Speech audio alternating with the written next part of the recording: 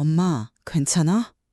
7순이 넘은 나는 바닥에 쓰러진 채 겨우 몸을 일으켰다. 거실에서 TV를 보다가 잠이 들었던 것 같은데 쿵 하는 소리와 함께 정신을 차려보니 차가운 바닥에 나뒹굴고 있었다. 허리가 끊어질 듯 아팠다. 겨우 소파를 짚고 일어서려 했지만 갑작스런 어지럼증에 몸이 휘청거렸다. 의식은 있었지만 일어설 때마다 세상이 빙빙 돌았고 허리 통증은 점점 더 심해졌다. 결국 하는 수 없이 119에 전화를 걸었다. 구급대원들이 도착해 나를 들것에 싣는 동안 나는 핸드폰을 찾아 큰아들 재민에게 연락했다. 미안하고 또 미안했다. 한밤중에 아들을 불러내야 하는 내 처지가 서러웠다. 응급실에 도착하자마자 CT와 엑스레이를 찍었다. 그동안 재민이는 초조한 표정으로 검사 결과를 기다렸다. 검사 결과는 다행히 뇌에는 이상이 없었고 허리 염좌 진단이 내려졌다. 젊은 의사는 차트를 보며 말했다. 어머니, 지금 거동도 불편하시고 낙상 위험도 크니까 혼자 계시지 마시고요. 당분간은 보호자와 함께 생활하시는 게 좋을 것 같습니다. 새벽 2시, 재민이의 얼굴에는 피곤함과 걱정이 뒤섞여 있었다. 평범한 회사원인 재민이는 초등학교 교사인 며느리와 중학생 손자를 키우고 있었다. 내가 아프다는 소식에 며느리가 얼마나 부담스러워할지 걱정부터 앞섰다. 응급실에 도착하자마자 CT와 엑스레이를 찍었다. 그동안 재민이는 초조한 표정으로 검사 결과를 기다렸다. 검사 결과는 다행히 뇌에는 이상이 없었고 허리 염좌 진단이 내려졌다. 젊은 의사는 차트를 보며 말했다. 어머니, 지금 거동도 불편하시고 낙상 위험도 크니까 혼자 계시지 마시고요. 당분간은 보호자와 함께 생활하시는 게 좋을 것 같습니다. 새벽 2시. 재민이의 얼굴에는 피곤함과 걱정이 뒤섞여 있었다. 평범한 회사원인 재민이는 초등학교 교사인 며느리와 중학생 손자를 키우고 있었다. 내가 아프다는 소식에 며느리가 얼마나 부담스러워할지 걱정부터 앞섰다. 일반 병실로 옮겨져 며칠간 치료를 받기로 했는데 다음 날 딸 은하와 막내 아들 준서가 병원으로 찾아왔다. 굳이 부르지 않았는데 재민이가 상의할 게 있다며 불렀다는 날에 불안감이 엄습했다. 엄마 괜찮아? 어떻게 소파에서 떨어져? 딸 은하는 초등학교 앞에서 편의점과 분식집을 운영하고 있었고 막내 아들 준서는 얼마 전 회사를 그만두고 사업을 시작한 터라 다들 바빴다. 재민이가 어렵게 입을 열었다. 전화로 얘기했다시피 엄마 상태가 이래서 혼자 계시기 힘들어. 한 2, 3주 정도는 같이 지내야 할 것 같아. 의사 말이 그래. 그 말에 병실 안에는 찬물이 끼얹어진 듯 정적이 흘렀다. 막내 아들 준서가 먼저 말문을 열었다. 형, 알다시피 우리 집에 태어난 지 4개월 된 아기가 있잖아. 요즘 소연이 잠도 못 자고 애만 보는데 나는 회사 나가야 하고 내가 무슨 도움이 되겠어. 그러자 은하가 거들었다. 나도 종일 일하고 김소방도 밤 늦게까지 편의점 혼자 보느라 집에 있는 시간이 없어. 애들 학교랑 학원도 신경 써야 하고. 모두가 저마다의 사정을 늘어놓고 나를 모시기 어렵다고 피력했다. 나도 그들의 사정을 모르는 것은 아니었다. 세 자식 모두 정신없이 바쁘게 살고 있었다. 하지만 막연하게만 상상했던 일이 현실로 닥치자 모두가 당황한 기색이 역력했다. 결국 재민이가 총대를 매기려 했다. 일단 우리 집에서 모실게. 형님도 일하는데 엄마를 어떻게 돌봐. 며느리는 초등학교 교사였다. 당연히 낮에는 직장에 가야 할 텐데 누가 나를 돌보겠냐는 말에 내가 거절했다. 돌볼 필요 없어. 아직 못 움직이는 것도 아닌데 그냥 집에 혼자 있을게. 재민이는 의사의 말이 마음에 걸리는 듯 잠시 말이 없었다. 잠깐 동안인데요 뭘. 며느리의 말에 나는 더 이상 고집 부리지 못했다. 그래, 고작 몇 주인데. 결국 재민이의 집에서 지내기로 결정되자 다들 안도하는 숨을 내쉬었다. 그 모습에 마음 한국적이 쓰라렸다. 민폐만 끼치게 되네. 미안하다. 내가 중얼거리자 며느리가 괜찮다고 말했다. 퇴원하는 날 의사는 물리치료를 받으러 오고 집에서는 찜질을 해주고 낙상을 조심하라고 당부했다. 나는 아들의 차를 타고 집에 들러 간단한 짐을 챙겼다. 옷 몇 벌과 약이 전부였다. 재민이는 혹시나 내가 넘어질까봐 낙상 방지 매트까지 주문했다며 나를 안심시켰다. 그 마음이 고마워 눈물이 핑 돌았다. 재민이의 집에 도착했다. 어머님 방은 이쪽 쓰세요. 거실 가장 끝에 있는 작은 방은 참고처럼 쓰던 곳이었는데 며느리가 미리 깨끗이 치워두었던 시 너도 바쁠 텐데 고맙다. 아니에요. 불편한 거 있으시면 말씀하시고요. 불편한 것은 당장에도 여러 가지였다. 허리를 숙이거나 팔을 높이 들 때마다 통증이 심해서 옷을 갈아입는 것조차 힘들었다. 며느리에게 도움을 청해야 할 상황에 올 때마다 나는 망설였다. 혹시나 며느리가 귀찮아 할까봐, 내 부탁이 며느리에게 짐이 될까봐 걱정됐다. 어느 날 저녁 나는 혼자 옷을 갈아입으려다 허리에 극심한 통증을 느꼈다. 등응 소리를 내며 겨우 바지를 내리다 힘이 풀려 주저앉아 버렸다. 그 소리를 들은지 며느리가 방으로 들어왔다. 어머님, 괜찮으세요? 며느리는 놀란 표정으로 나를 부축해 침대에 눕혔다. 그리고는 제가 도와드릴게요. 불편해하지 마세요. 라며 내 옷을 갈아입혀 주었다. 미안함과 고마움이 뒤섞여 나는 아무 말도 할 수 없었다. 며느리의 손길은 조심스러웠지만 왠지 모를 어색함이 느껴졌다. 나를 위한 임시 침대는 좁고 낮아서 앉았다 일어났다 하는 것이 너무 불편했다. 밤마다 잠자리가 바뀌어 뒤척이다 끙응 소리를 내기 일쑤였다. 그 소리 때문에 손자 현성이가 잠을 설친다는 것을 알게 되었다. 다음날 아침 며느리가 나에게 조심스럽게 말했다. 어머님, 현성이랑 방을 바꿔서 지내세요. 현성이가 새벽마다 어머님 끙응대는 소리 때문에 잠을 잘 못 잔대요. 나는 손자에게 방을 빼앗는 것 같아 미안했지만 며느리의 단호한 표정에 어쩔 수 없이 방을 바꾸기로 했다. 손자는 입이 대빨 나와 쿵쿵거리며 방을 바꾸었다. 이 모습을 보며 나는 다시 한번 내가 이 집에 얹어 사는 불편한 존재라는 것을 깨달았다. 처음에는 2주만 있다가 집에 가야겠다고 마음먹었지만 이젠 일주일도 버티기 힘들 것 같았다. 그나마 다행인 것은 낮 동안에는 내가 혼자 집에 있는 것이었다. 재민이와 며느리는 각자 직장에 나갔고 현성이는 학교에 갔다. 밥을 먹고 화장실 가는 것만 아니면 나의 생활 반경은 무척 좁았다. 아픈 몸을 회복하는 것이 최우선이었기에 거의 소파에만 앉아 TV를 보았다. 며느리는 아침에 점심으로 먹을 반찬을 만들어 놓고 갔지만 나는 입맛이 없어 몇 숟가락 뜨는 게 전부였다. 저녁이 되면 재민이가 퇴근하고 왔다. 재민이는 밤마다 내 방에 와서 찜질을 해주고 며느리는 내가 씻는 것을 도와주었다. 처음에는 친절했던 며느리도 일주일이 지나자 지친 기색이 역력했다. 나를 볼 때마다 꾹 참는 한숨소리가 들리는 것 같았다. 며느리는 나에게 직접적으로 불만을 표출하지는 않았지만 그 행동 하나하나에서 나를 불편해하고 있다는 것을 느낄 수 있었다. 어느 날 저녁 며느리가 나에게 말했다. 어머님, 이틀 뒤에 현성이 중간고사거든요. 현성이 시험 공부는 식탁에서 해요. 아, 그래? 나는 며느리의 말에 끙 소리를 내며 소파에서 일어났다. TV를 끄고 느릿느릿 걸음을 옮겼다. 부축해 드릴까요? 며느리가 힐끗 나를 보며 물었지만 나는 괜찮다고 답하며 방으로 들어갔다.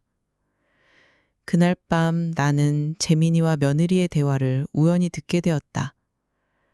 거실에서 들려오는 목소리는 크지 않았지만 내 귀에는 또렷하게 들렸다. 여보, 어머님 언제까지 여기 계시는 거야? 얼마 안 남았잖아. 아니, 도대체 왜 우리만 어머니를 모셔야 되는 거야? 다들 사정이 있다잖아. 사정 없는 사람이 어디 있어. 나 요즘에 머리도 빠지는 것 같아. 스트레스 때문에. 나도 일 때문에 바쁜데 어머님 아침 저녁 차려드리고 점심에 드실 거 챙기고 찜질해드리고 진짜 힘들어. 농담 아니야. 알아, 당신 고생하는 거. 근데 며칠 안 남았잖아. 며칠 안 남았다고? 그래서 더욱 다른 형제들도 도와야 된다고 생각해. 나 혼자 감당 못해. 내가 이 나이에 시어머니 병수발하게 생겼어? 알았어. 내일 은하한테 전화해 볼게. 같은 자식인데 왜 우리만 이래야 하는데. 우연히 들은 대화에 나는 눈을 질끈 감았다. 내가 달갑지 않은 존재라는 건 어렴풋이 짐작했지만 부부가 언쟁할 정도로 내가 짐이 될 줄은 몰랐다. 며느리에게 미안한 마음은 점점 더 커졌다. 내 존재가 이토록 그들에게 큰 짐이 될 줄은 몰랐다. 결국 나는 이틀 뒤 재민이의 차를 타고 딸 은하의 집으로 향하게 되었다. 나는 그냥 내 집으로 가고 싶었지만 재민이는 은하가 데리러 오라고 했다며 나를 설득했다. 엄마, 은하가 편하기는 할 거예요. 아들의 말에 나는 애써 미소를 지었다. 하지만 아들 부부가 나 때문에 힘들어했던 모습을 떠올리니 딸과 사위라고 다를 바 없을 것 같아 마음이 무거웠다. 그들의 삶에 내가 끼어들지 않는 것이 최선이라고 생각했다. 나 혼자 있으면 안 되니? 정말 미안해. 나의 말에 재민이는 괜찮다고 했지만 나는 이미 알고 있었다. 그들의 삶에서 나는 환영받지 못하는 존재라는 것을. 아들 재민이 집에서 나와 딸 은하의 집으로 향하는 길, 내 마음은 무거웠다. 며칠 전까지만 해도 내 집에서 내 맘대로 생활했는데 이제는 자식들의 눈치를 보며 집을 옮겨 다녀야 하는 내 처지가 서러웠다. 재민이는 애써 엄마 은하라 편하기는 할 거예요 라며 나를 안심시키려 했지만 나는 그저 창밖끝만 바라볼 뿐이었다. 아들 부부에게 짐이 되었다는 사실이 나를 짓눌렀다. 딸과 사위라고 다를까 싶어 불안감은 더욱 커졌다. 은하네 집에 도착하자마자 나는 사위의 노골적인 표정을 보았다. 입꼬리는 올라가 있는데 눈은 웃지 않고 있었다. 나는 그 표정만으로도 모든 것을 짐작할 수 있었다. 당장이라도 돌아서서 집으로 가고 싶었지만 그럴 용기가 없었다. 은하네 집은 재민이네 집보다 훨씬 작은 빌라였다. 방은 2개뿐이었고 그중 하나는 초등학생 손주들이 쓰고 있었다.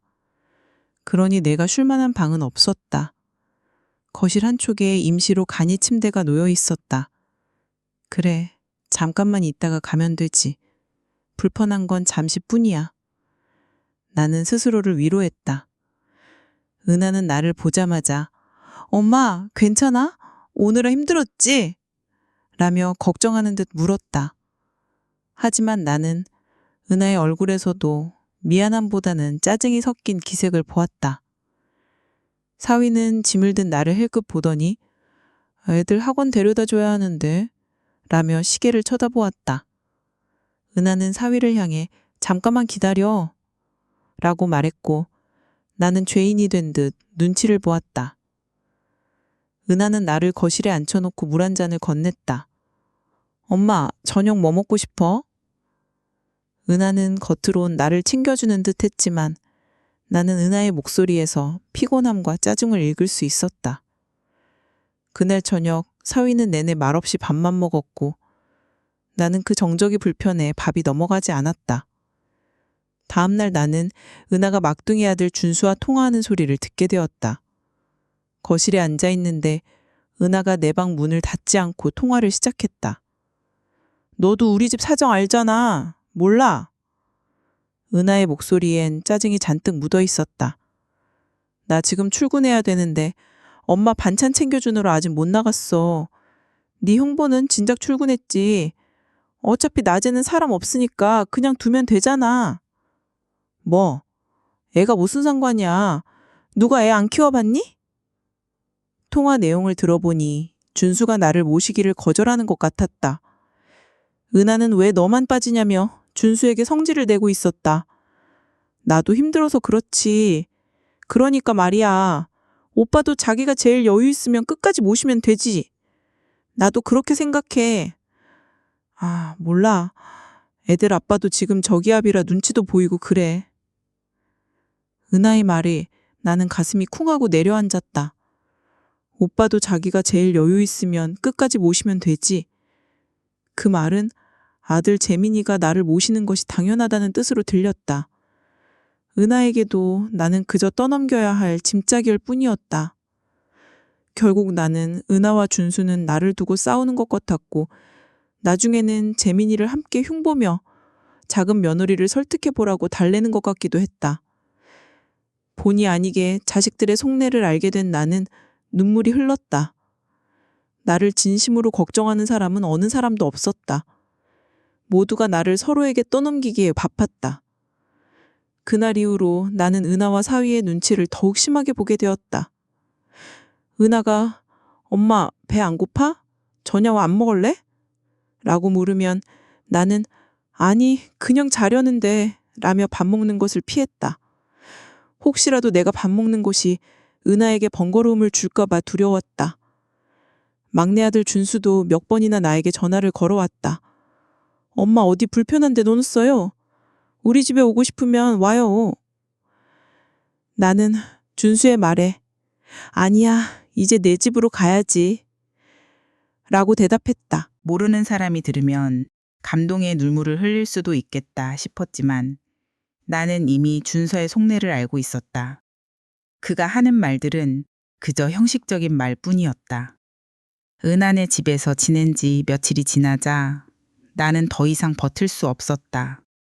몸은 아직 완전히 낫지 않았지만 이 집에 더 있다가는 내가 미쳐버릴 것 같았다. 나는 은하에게 조심스럽게 말했다.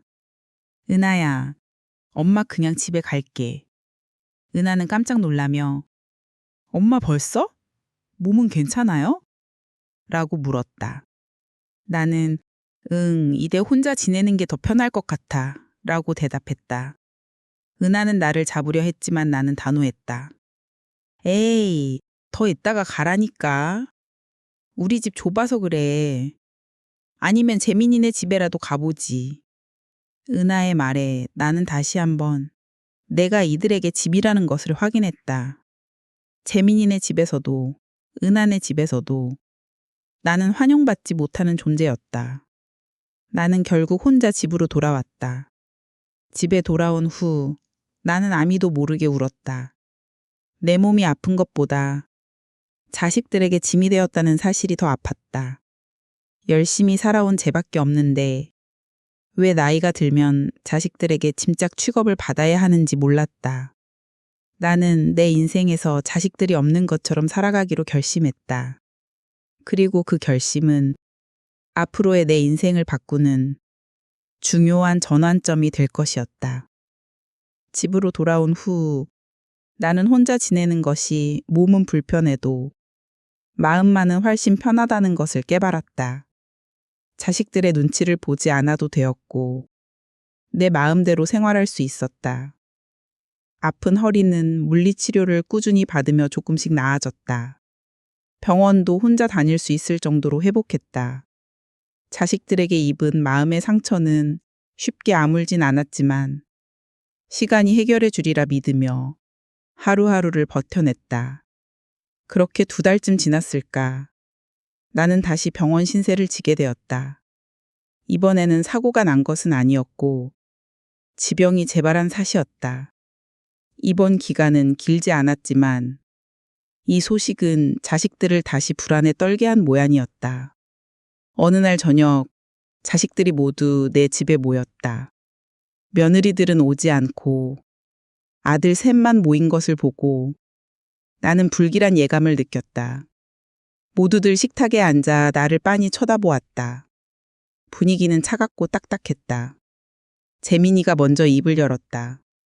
엄마도 나이가 있으시고 자꾸만 어디가 편찮으시니까요. 지난번에도 밖에서 넘어지시기도 하셨다면서요. 은하가 재민이의 말을 거들며 나이 들면 안 아픈 게 이상하지. 그러니까요. 그래서 저희 생각에는 시설 같은 곳에 들어가서 지내시는 게 어떨까 해서요. 나는 그들의 말을 믿을 수가 없었다. 무슨 시설? 멀쩡히 잘 있는 나를 어딘가로 보내겠다는 말인가? 나는 애써 침착하게 물었다. 무슨 말이야? 나는 병원에 다녀도 너희가 걱정할 정도는 아니야. 막내 아들 준서가 나서서 말했다. 엄마도 또 넘어지실까봐 걱정되기도 하고요. 그런 일 있으면 우리 다 바빠서 챙겨줄 수가 없어요. 요양원이 훨씬 안전하고 좋아요. 집보다 훨씬 더요. 집보다 요양원이 좋다고? 누가 그래? 나는 목소리가 커졌다. 지금 나를 요양원에 보내려고 하는 거야? 내 말에 준서는 당황한 표정을 지으며 말했다. 에이, 그렇게 말씀하시면 좀 이상하고요. 이상한 곳 아니에요. 저희가 알아본 곳은 싼 데도 아니고요. 요즘에 요양원들 자리가 없어서 못 들어간대요. 아들이 말하는 요양원은 내가 알고 있는 요양원과는 달랐다. 하지만 나는 왜 내 집을 놔두고 요양원에서 지내야 하는지 도무지 이해할 수 없었다. 나는 죽어도 그곳에 들어가고 싶은 마음이 없었다. 난 안 간다. 죽어도 안 가. 내 단호한 말에도 자식들은 포기하지 않았다. 그때 재민이가 무거운 곡소리로 말했다. 엄마, 나이 들어서 편찮으시면 자식들이 고생해요. 그 한마디에 나는 할 말을 잃었다. 그래, 내가 아프면 자식들이 고생하는구나. 그들의 고생을 덜어주기 위해 내가 이곳을 떠나야 하는구나. 그동안 내가 자식들에게 얼마나 큰 짐이었는지 깨닫는 순간이었다. 은하도 재민이의 말을 거들며 엄마, 자식들 말 좀 들어. 우리도 가벼운 마음으로 말하는 거 아니야. 일단 들어가서 지내보고 마음에 안 들면 나오면 되지. 누가 가둬놓는 것도 아니고. 그게 그렇게 드나들 수 있는 곳이 아니잖아요. 나는 울컥하는 마음에 소리쳤다. 에이, 아닌데? 연락도 자주 할 수 있고, 면회도 언제든지 갈 수 있어. 그리고 정 못 지내겠으면 우리한테 전화하면 되지. 그러면 나오면 되지. 근데 들어가면 안 나오고 싶을걸? 거기 가면 친구들도 많을 거고, 재미있는 프로그램 같은 것도 많대요. 집에 혼자 있는 것보다 훨씬 좋아. 자식들의 설득에 나는 궁지에 몰렸다. 그들의 말이 전부 거짓말이라는 것을 알면서도 그들의 고생을 덜어주기 위해 나는 어쩔 수 없이 그들의 제안을 받아들였다. 나는 지난번에 내가 아팠을 때 자식들이 얼마나 괴로워했는지 알기 때문에 무턱대고 거절할 수가 없었다. 내가 더 이상 그들에게 짐이 되지 않기 위해 나는 요양원에 입소하기로 결심했다. 그러면 언제든 나올 수 있다는 거지. 잠깐만 지내볼게. 그럼 내 말에 자식들의 얼굴이 밝아졌다. 그들의 얼굴에서 나는 안도감을 읽었다. 자신들의 짐을 드디어 내려놓는다는 안도감. 그들의 안도감이 나에게는 칼이 되어 박혔다. 그렇게 나는 요양원에 입소하게 되었다. 내가 상상했던 것만큼 지옥 같은 곳은 아니었지만 그렇다고 아들의 말처럼 집보다 좋은 곳은 결코 아니었다. 4인실의 좁은 공간, 퀴퀴한 냄새, 그리고 옆 침대에 누워있는 와상 상태의 노인과 치매 노인. 나는 침대에 기대며 눈물을 삼켰다. 자식들의 성화에 오긴 했지만 여전히 적응할 마음이 들지 않았다. 한 달이 들지 두 달이 들지 모르겠지만 나는 금방 이곳을 나가야겠다고 생각했다. 입소 후 첫 통화에서 재민이는 내게 물었다. 엄마, 지내돈 집 말이에요. 이거 부동산에 한번 내놔볼까요? 거기 지낼만 하시면 굳이 집을 이렇게 둘 필요도 없고요. 거기 한 달에 꽤 비싸거든요. 그 비용도 충당해야 하니까요. 나는 재민이의 말에 충격을 받았다. 뭐? 부동산에 왜? 금방 나갈 수도 있는데 집을 팔면 어떡해? 그리고 비용이 부담되는 거면 나만 나가면 되는 거잖아. 재민이는 당황하며 아, 알겠어요. 그냥 한번 여쭤본 거예요. 라고 말했지만 나는 이미 알고 있었다. 그들은 내가 이곳에서 평생 살기를 바라고 있었다. 그들은 나를 이곳에 가두고 내 집을 팔아 자신들의 몫으로 나누고 싶어 했다.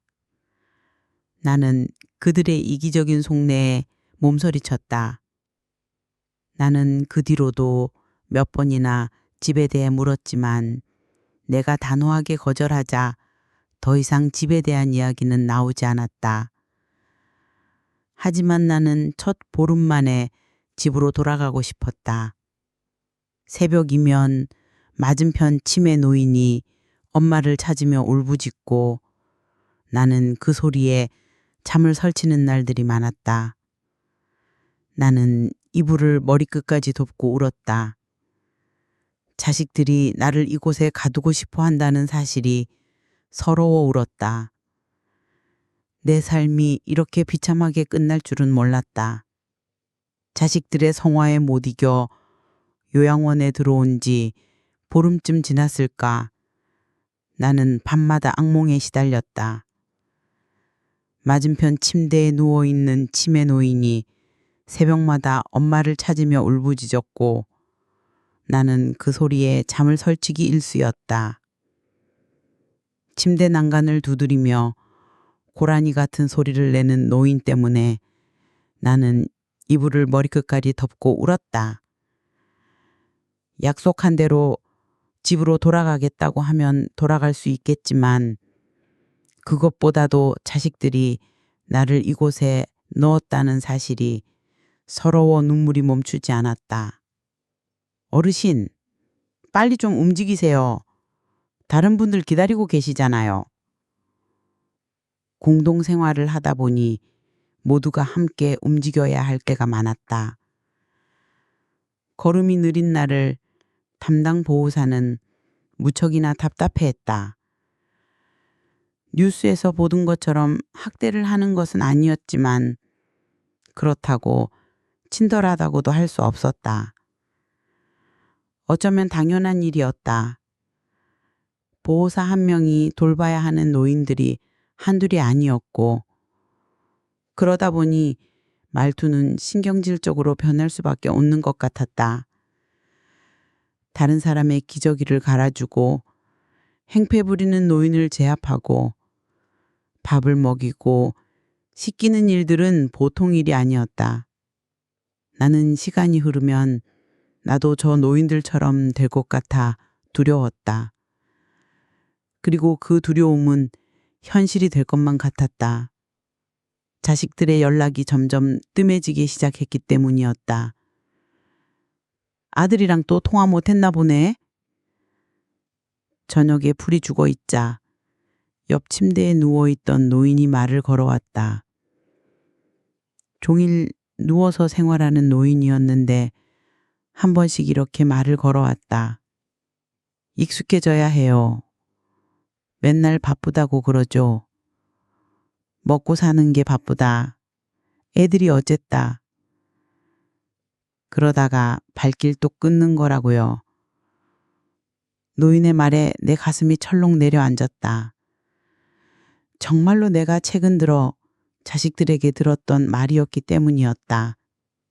차라리 저 양반처럼 정신줄 놓고 들어오는 게 나아요. 노인이 건너편에 있는 치매 노인을 가리키며 말했다. 정신 멀쩡하면 그게 더 고문이지. 노인은 그러고 나서 눈을 질끈 감았다. 조금이라도 더 꿈속에 머무르고 싶은 듯한 표정이었다. 나는 그 기분이 어떤 것인지 알 것 같았다. 자식들의 전화와 방문을 목이 빠지라 기다릴게 될 거라고는 상상도 못했는데. 노인은 치매 노인을 오히려 부러워했는데 그럴 만도 했다. 적어도 치매에 걸린 노인은 같은 병실에 있는 사람들 중에서 가장 자식들이 자주 찾아왔기 때문이었다. 며칠 뒤 나에게 말을 걸던 노인이 병실을 바꿨는지 보이지 않았다.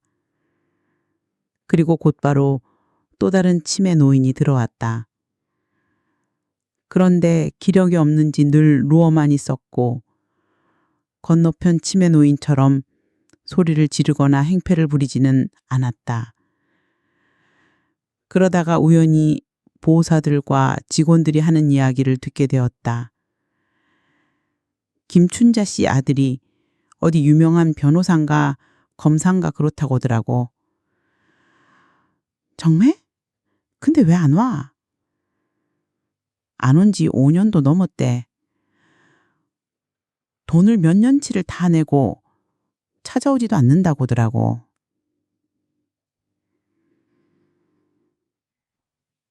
김춘자 씨는 새로 들어온 치매 환자였다.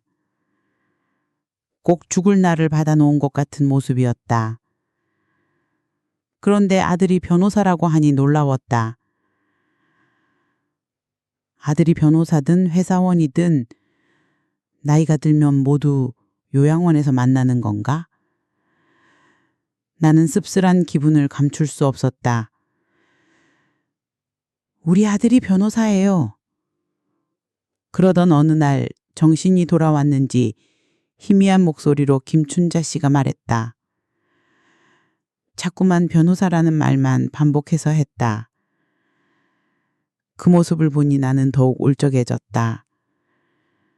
자꾸만 이렇게 식사 안 하시면 안 돼요. 입맛이 없어서 그래요. 노인네가 정말 까다롭게 구네. 마지막 말은 내 귀에 겨우 들렸다. 자식들의 방문이 뜸해지자 보호사도 나에게 소홀해지기 시작했다.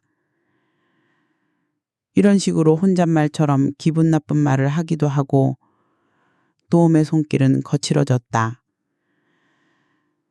내 정신이 멀쩡하다는 것을 뻔히 아는데도 함부로 대하기 시작한 것이다. 나는 자식들에게 전화를 걸고 나 이제 이곳에 충분히 있었으니 그만 나가고 싶다고 말했다. 벌써 요양원에서 지낸 지 석 달이 넘어가고 있었다. 나에게는 4년처럼 느껴졌지만 자식들에게는 오히려 짧게 느껴진 듯 했다. 벌써요? 그래도 거기가 편하시잖아요. 저희도 엄마 혼자 지내는 거 불안해하지 않아도 되고요. 몸도 아픈 것 없고 허리도 다 나았어. 그런데 내가 계속 여기 있을 이유가 있냐?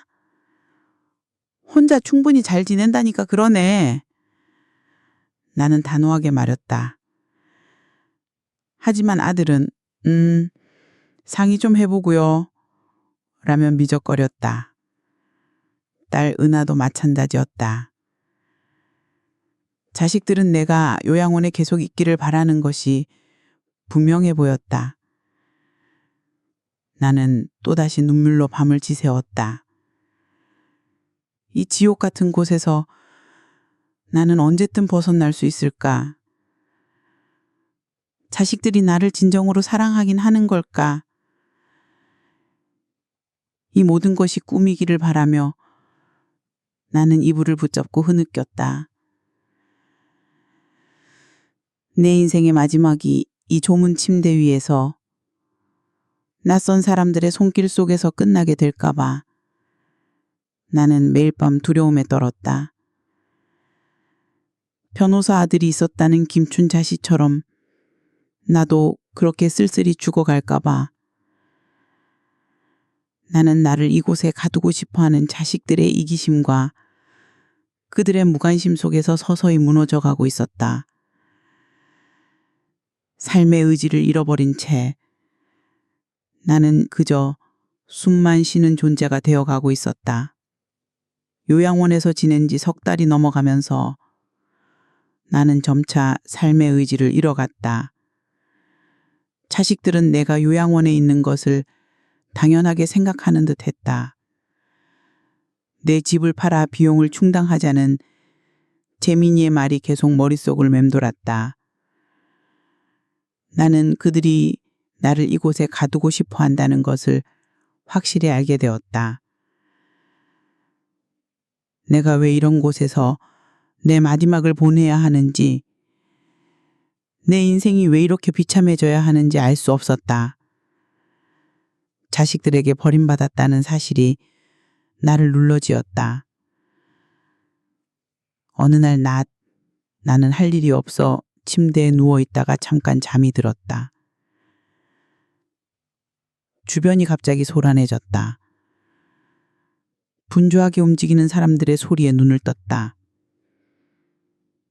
무슨 일이 있나 싶어 문 밖을 보려는데 오히려 사람들이 내 병실 안으로 들어오는 모양이었다. 사람들이 문가에 있는 내 침대를 지나쳐 옆자리로 향했다. 나는 고개를 돌려 우측 침대를 보았다. 그곳에는 늘 나에게 말을 걸어주던 노인이 누워 있었다. 그런데 그 노인의 가슴이 더 이상 오르내리지 않았다. 돌아가셨어요? 내가 놀라서 묻자 보호사는 고개를 끄덕였다. 여러 사람들이 오가며 침대를 끌고 나갔다. 텅 비어있는 옆자리를 보고 나는 멍하니 앉아 있었다. 얼마 전까지 나와 대화를 나누던 사람이었는데 이렇게 허무하게 삶이 끝나는구나 싶었다. 아들은 변호사라는데 몇 년을 그렇게 누워만 있다가 가족들의 곁이 아닌 모르는 환자들 곁에서 혼자 쓸쓸하게 죽어가다니. 그 마지막이 꼭 나의 마지막인 듯해서 심장이 미친 듯이 뛰었다. 그날 이후로 나는 먹지도 자지도 못했다. 잠을 자려고 눈을 감으면 하얀 천에 덮여나가는 그 노인의 모습이 계속 떠올랐다.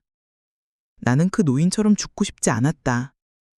내 집에서, 내 침대에서, 내 가족들 곁에서 죽고 싶었다. 그 노인이나 나를 이곳에 가둔 내 자식들이나 뭐가 다른지 모르겠다는 생각에 눈물이 쏟아졌다. 내가 식사를 거부하고 잠을 못 잔다는 소식은 아들의 귀에까지 들어간 모양이었다. 오랜만에 아들이 먼저 전화를 걸어왔다. 엄마, 무슨 일 있으세요? 무슨 일? 너희는 엄마를 이곳에 처박아두고 행복하니? 나는 진심으로 물었다. 과연 자식들이 바라는 게 이런 것이었는지, 그들이 행복한지 알고 싶었다. 갑자기 그게 무슨 말이에요? 나 나갈 거니까 내일 당장 데리러 와라. 나는 아들에게 화를 냈다. 내 목소리는 떨리고 있었다. 엄마 또 왜 그러시는데요? 나는 여기서 죽기 싫으니까 내 집에 데려다 놓으라고. 나는 다시 한번 소리쳤다. 그런데도 아들은 나를 회유하려고 했다. 아니 엄마, 반년밖에 안 됐어요. 네가 반년을 여기서 살아볼래? 왜 도대체 못 나가게 하는 거야? 가둬두는 거 아니라며. 가둬두긴요. 그러면 당장 퇴원시켜줘라. 안 그러면 다음 전화는 내 부고 소식일 거야. 혀 깨물고 죽어버릴 테니까. 네 엄마 죽는 거 보고 싶지 않으면 당장 집에다 데려다 놔. 니거네테 나 돌보라는 소리 안 할 테니까. 나는 그렇게까지 말하지 않으면 안 될 것 같았다. 나의 죽음을 언급해야만 그들이 움직일 것 같았다. 그들이 나를 이곳에 가둬두고 내 집을 처분하려는 이기심을 멈출 수 있을 것 같았다. 아들은 한참 동안 말이 없었다. 한숨소리만 여러 번 들려왔다. 일단 알겠어요. 일단이 아니라 당장 내보내줘. 알았다고 했잖아요. 아들은 마지못해 대답했다. 나는 전화를 끊고 눈물을 쏟았다. 내가 이렇게까지 해야만 집에 갈 수 있다는 사실이 서러웠다. 내가 왜 이런 대접을 받아야 하는지, 내 인생이 왜 이렇게 비참해져야 하는지 알 수 없었다. 나는 그저 내 집에서, 내 가족들 곁에서 평범하게 살고 싶었을 뿐이었다. 요양원에서 보낸 4개월은 내게 4년처럼 느껴졌다. 그곳은 감옥이었고 나는 죄수였다. 자식들에게 버려졌다는 절망감과 죽음에 대한 공포가 나를 짓눌렀다. 곁에서 숨을 거둔 노인의 모습은 내게 깊은 상처를 남겼다. 나는 그 노인처럼 쓸쓸하게 죽고 싶지 않았다. 그래서 나는 혀를 깨물고 죽어버리겠다는 극단적인 말까지 하며 아들에게 집에 돌아가겠다고 선언했다. 며칠 뒤 아들은 마지못해 나를 데리러 왔다. 나는 짐을 꾸려 요양원 문을 나섰다. 햇살이 문부시게 쏟아졌지만 내 눈에서는 눈물이 흘러내렸다. 요양원을 벗어나는 순간 나는 마치 긴 터널을 빠져나온 것 같았다. 아들의 차에 올라 집으로 향하는 길, 오랜만에 맡은 익숙한 냄새가 나를 반겼다.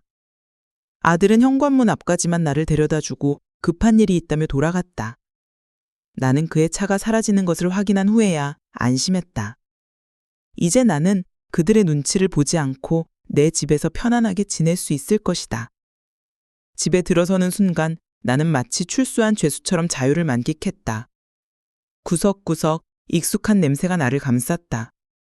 TV를 켜고 소파에 앉았다. 이 모든 것이 꿈만 같았다. 요양원에서 겪었던 악몽 같은 시간들이 거짓말처럼 느껴졌다. 나는 거실을 서성이고 방을 둘러보았다. 모든 것이 그대로였다. 서랍장도, 침대도, 내 물건들도. 나는 안방으로 들어가 혹시나 하는 마음에 서랍을 열어보았다. 늘 그곳에 보관하던 인감도장과 집 등기 권리증이 그대로 있었다. 내 불안이 잘못된 촉이라는 것을 확인한 후에야 나는 비로소 마음 편히 숨을 쉴 수 있었다. 그날 밤 나는 오랜만에 깊은 잠을 빠져들었다. 끔찍한 악몽은 더 이상 나를 찾아오지 않았다. 다음 날 아침 나는 따뜻한 물로 샤워를 하고 깨끗한 옷으로 갈아입었다. 아침밥을 직접 차려 먹고 커피를 마셨다. 이 모든 평범한 일상이 내게는 너무나 소중하게 느껴졌다. 이제 나는 온전한 나 자신으로 돌아왔다. 하지만 평화는 오래가지 않았다. 오후 3시쯤 초인종 소리가 울렸다. 나는 현관문을 열고 낯선 남자가 서 있었다. 그는 부동산 직원이라고 자신을 소개했다. 안녕하세요. 여기 이정숙 씨 댁 맞으시죠? 집 보러 왔습니다. 전화 안 받으셔서 혹시나 해서 와봤는데. 나는 그의 말을 이해할 수 없었다. 집을 내놓았다니요. 무슨 말씀이세요? 그는 말을 듣고 의아해한 표정을 지으며 말했다. 아, 아드님이 아니셨어요? 몇 달 전에 금매로 내놓겠다고 연락 주셨는데. 나는 그 자리에서 얼어붙었다. 뭐라고요? 그럴 리가요. 어머님이 편찮으셔서 입원하셨다고 그래서 집 급하게 판다고 하셨어요. 그의 말을 듣는 순간 나는 머릿속이 하얘졌다. 그제서야 모든 것이 이해가 되었다.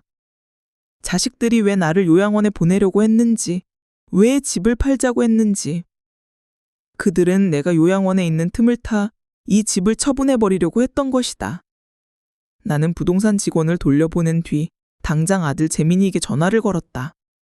그러나 재민이는 전화를 받지 않았다. 나는 은하와 준서에게도 전화를 했지만 그들도 모두 전화를 피했다. 나는 분노에 휩싸여 떨리는 손으로 재민이에게 문자를 보냈다. 당장 엄마 집으로 와라. 1시간쯤 뒤 재민이가 집으로 왔다. 그는 내가 집에 있는 것을 보고 놀란 눈치였다. 엄마, 어떻게 집에 계세요? 나는 재민이의 뺨을 때리고 싶을 만큼 분노했지만 애써 침착하게 물었다. 네가 이 집을 부동산에 내놨다는 게 사실이니? 재민이는 당황하며 말했다. 아니, 그거 제가 취소했는데. 그러니까 내놓긴 했다는 거잖아? 아, 그게 아니고요. 제가 그게... 재민이는 말을 더듬으며 변명하려 했지만 나는 그의 말을 끊었다. 내가 이 집 안 판다고 했잖아. 그런데 어떻게 상의 한마디 없이 그런 짓을 하려고 해? 엄마가 계속 거기 계실 줄 알았어요. 그래서 나 몰래 내 집을 팔려고 했어? 재민이는 궁지에 몰린 듯 자꾸만 머리를 쓸어 올렸다. 그러더니 한숨을 내쉬며 말했다. 막말로 병원에 있으면 집이 필요 없잖아요.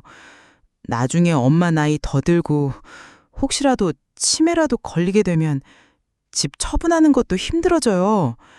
그래서 팔자고 그렇게 저희들끼리 상의했어요. 그들의 말이 나를 2번 죽였다.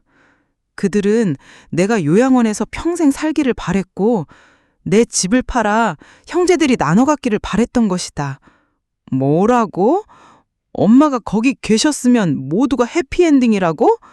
그건 너희한테만 그런 거고 나는 거기서 죽으라는 거잖아. 나는 분노를 참지 못하고 소리쳤다. 재민이는 내 말에 입을 다물었다. 더 이상 아들과 대화하고 싶지 않았다. 그때 은하에게서 전화가 걸려왔다. 나는 보란 듯이 전화를 거절했다. 이제 다시는 볼 일 없을 것이다. 내가 아파서 죽게 생겨도 자식들에게는 연락하지 않을 것이다. 내 재산도 한 푼도 물려주지 않겠다고 다짐했다. 나는 재민이를 집에서 쫓아냈다. 아들 재민이를 집에서 쫓아낸 후 나는 며칠 동안 밥 한 술 뜨지 못했다.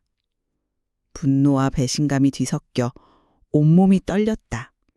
내가 요양원에서 겪은 지옥 같은 시간들이 그들의 재산 가로채기 계획 때문이었다는 사실을 깨닫자 나는 그동안의 서러움이 분노로 바뀌는 것을 느꼈다. 혀를 깨물고 죽겠다는 말까지 하며 겨우 돌아온 내 집이 사실은 그들이 팔아치우려던 물건이었다는 사실이 나를 미치게 했다. 며칠 뒤 딸 은하에게서 전화가 걸려왔다. 나는 보란 듯이 전화를 거절했다. 은하는 문자를 보내기 시작했다. 엄마, 재민이한테 다 들었어. 미안해. 그래도 우리는 가족이잖아. 우리한테 화내지 말고. 가족? 그들이 나를 요양원에 가두고 내 집을 팔아치우려 했던 그 순간 우리는 더 이상 가족이 아니었다. 나는 은하의 문자를 읽지도 않고 삭제했다. 막내 아들 준서도 연락을 해왔다. 엄마, 저도 형이랑 누나랑 상의해서 그런 건 맞아요. 사업이 너무 힘들어서 그랬어요. 한 번만 용서해 주세요. 그는 내게 자신의 처지를 하소연했다. 하지만 나는 그의 말을 들을수록 역겨웠다. 그들의 이기적인 욕심 때문에 내가 얼마나 고통받았는지 그들은 전혀 알지 못했다. 그들은 그저 자신들의 이익만을 위해 움직였을 뿐이었다.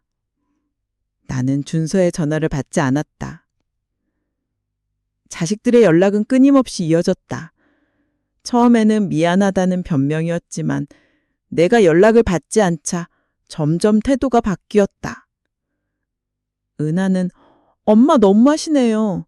저희도 다 사정이 있어서 그랬잖아요. 저희한테만 그러는 거 너무 억울해요. 라는 문자를 보내왔다. 준서는 엄마가 돈이 많다고 저희한테 한 푼도 안 준다는 소문이 돌아요. 저희는 엄마가 살아계신데도 이러는 거 너무 서운해요. 라고 했다. 나는 그들의 뻔뻔함에 기가 막혔다. 내가 살아있는데도 내 재산을 자신들의 것으로 생각하고 있었다니. 나는 더 이상 그들의 목소리를 듣고 싶지 않았다.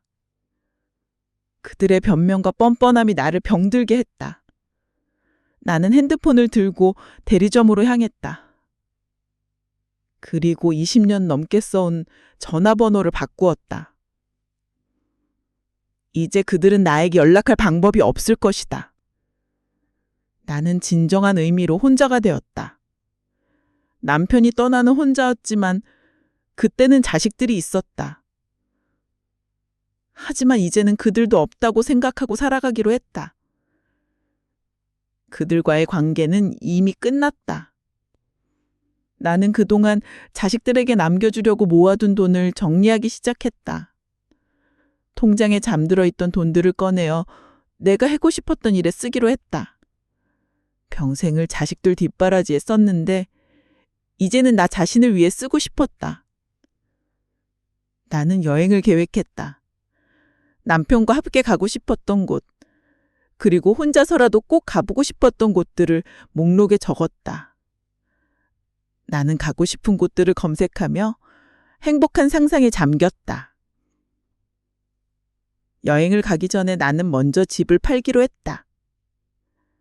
자식들이 언제 또다시 찾아와서 나를 괴롭힐지 몰랐다. 그들의 손이 닿지 않는 곳으로 떠나버리고 싶었다. 나는 지난번에 찾아왔던 부동산 직원에게 전화를 걸었다. 전에 연락했던 사람인데요. 집 내놓으려고요. 최대한 빨리 팔아주세요. 직원은 놀란 목소리로 어머니 괜찮으신 거예요? 아드님이 취소했다고 해서. 라고 물었다. 나는 네, 괜찮습니다. 제가 직접 결정한 일이니까 걱정 마세요. 라고 대답했다. 직원은 나의 단호한 목소리에 더 이상 묻지 않았다. 집을 팔고 이사갈 곳을 알아보는 동안 나는 홀로 있는 시간에 온전히 즐겼다. 거실에 앉아 커피를 마시고 창밖을 바라보며 사색에 잠겼다. 요양원에 있을 때와는 완전히 다른 삶이었다. 그곳에서는 정해진 규칙에 따라 움직여야 했고 감시당하는 기분이었다. 하지만 이제는 내가 원하는 대로, 내 마음이 이끄는 대로 생활할 수 있었다. 이사가는 날 나는 텅 빈 집을 둘러보았다.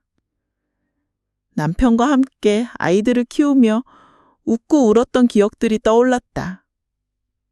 하지만 이제는 미련이 없었다. 부모를 짐작 취급하며 요양원에 넣고 집을 가로채려 했던 자식들과는 더 이상 엮이고 싶지 않았다. 나는 미련 없이 집을 나섰다. 새로운 곳에서 나는 완전히 다른 삶을 시작했다. 새로운 동네, 새로운 이웃들, 그리고 새로운 나.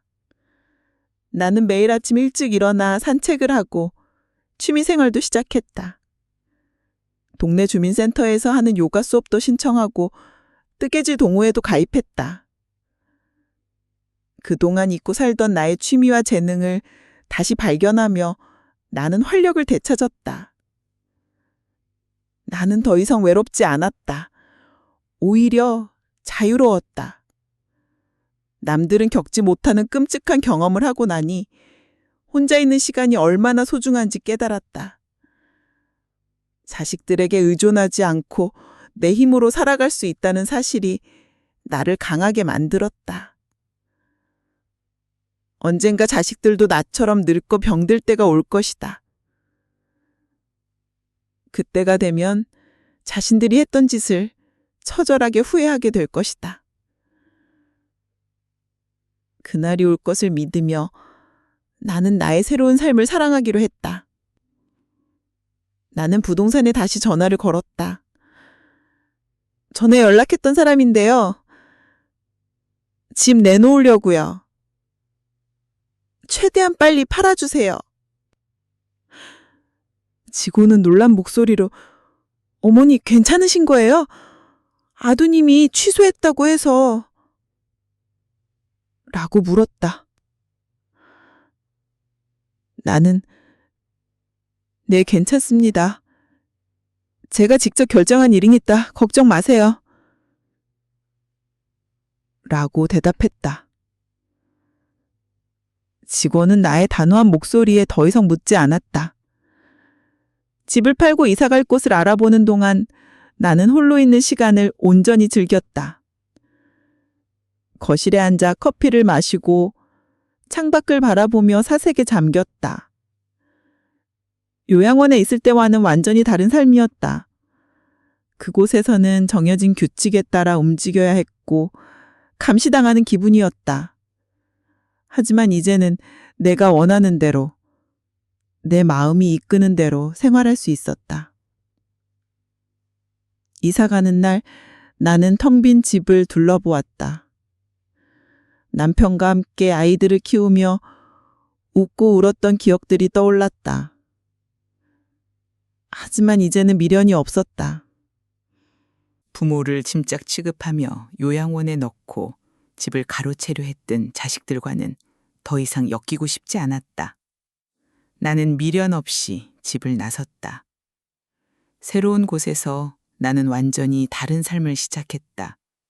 새로운 동네, 새로운 이웃들, 그리고 새로운 나. 나는 매일 아침 일찍 일어나 산책을 하고 취미 생활도 시작했다. 동네 주민센터에서 하는 요가 수업도 신청하고 뜨개질 동호회에도 가입했다. 그동안 잊고 살았던 나의 취미와 재능을 다시 발견하며 나는 활력을 되찾았다. 나는 더 이상 외롭지 않았다. 오히려 자유로웠다. 남들은 겪지 못하는 끔찍한 경험을 하고 나니 혼자 있는 시간이 얼마나 소중한지 깨달았다. 자식들에게 의존하지 않고 내 힘으로 살아갈 수 있다는 사실이 나를 강하게 만들었다. 언젠가 자식들도 나처럼 늙고 병들 때가 올 것이다. 그때가 되면 자신들이 했던 짓을 처절하게 후회하게 될 것이다. 그날이 올 것을 믿으며 나는 나의 새로운 삶을 사랑하기로 했다. 나는 가끔씩 자식들에게서 걸려오는 부재중 전화나 문자를 확인한다. 나는 답장을 보내지 않지만 그들의 메시지를 보며 혼자 생각한다. 너희는 아직도 나를 필요로 하는구나. 하지만 나는 더 이상 너희에게 필요한 존재가 아니란다. 이제는 그들의 후회와 미련이 나를 괴롭히지 않는다. 오히려 그들의 고통이 나의 행복이 되었다. 나는 남은 인생을 가진 것 많지 않지만 탈탈 털어서 다 쓰고 갈 것이다. 자식들에게 한 푼도 물려주지 않겠다는 나의 결심은 변하지 않을 것이다. 그것이 내가 그들에게 줄 수 있는 마지막 벌이자 나 자신에게 주는 마지막 선물이었다. 나는 이제 진정한 의미의 행복을 찾았다. 그것은 바로 나 자신을 사랑하는 것이었다.